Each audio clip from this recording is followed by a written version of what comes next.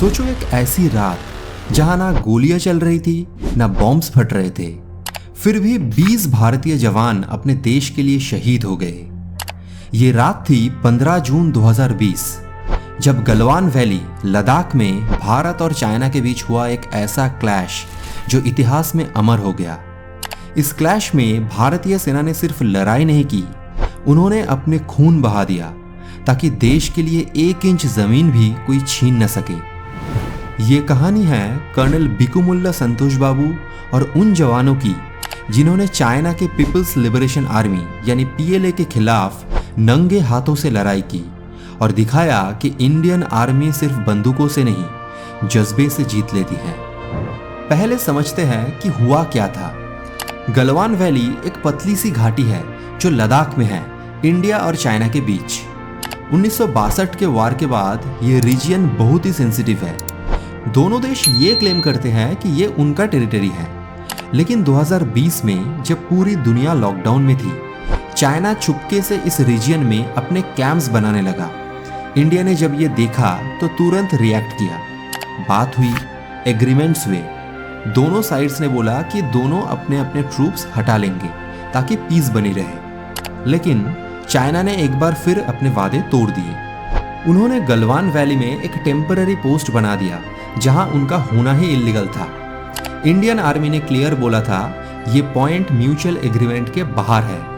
तब ड्यूटी पर थे colonel Santosh Babu, commanding officer of 16 Bihar regiment, एक बहादुर, शांत और विजनरी लीडर।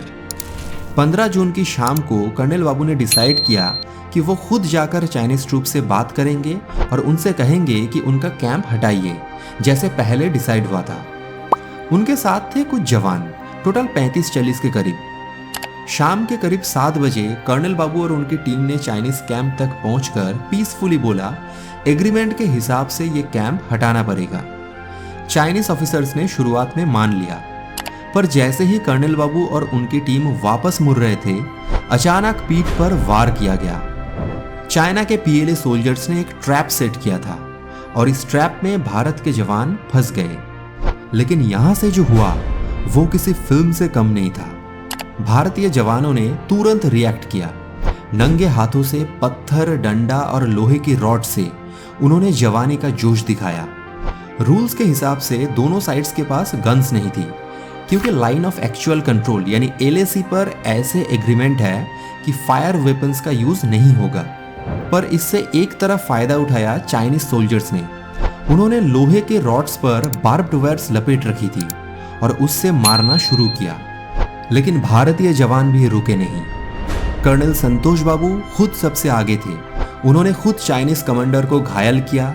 उन्होंने अपने ट्रूप्स को बोला, ये हमारी मिट्टी है, इसे कोई छीन नहीं सकता। रात के अंधेरे में 3 घंटे तक लड़ाई चली। खून से लद्दाख की नदी लाल हो गई।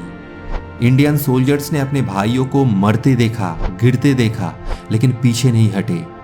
चाइनीज आर्मी ने सोचा था कि एक छोटी टीम को इजीली हटा देंगे, लेकिन उन्हें भारतीय फौज का असली रूप उस रात दिखा। भारत के 20 जवान शहीद हुए, लेकिन चाइना के 40 से ज्यादा सोल्जर्स या तो मरे गए या फिर नदी में बह गए। लेकिन चाइना ने कभी एग्जैक्ट फिगर्स एक्सेप्ट नहीं किए। कर्नल संतोष बाबू शाम को लगभग 9 बजे तक जिंदा थे, पर उन्होंने अपने साथियों की सुरक्षा में अपनी जान दे दी।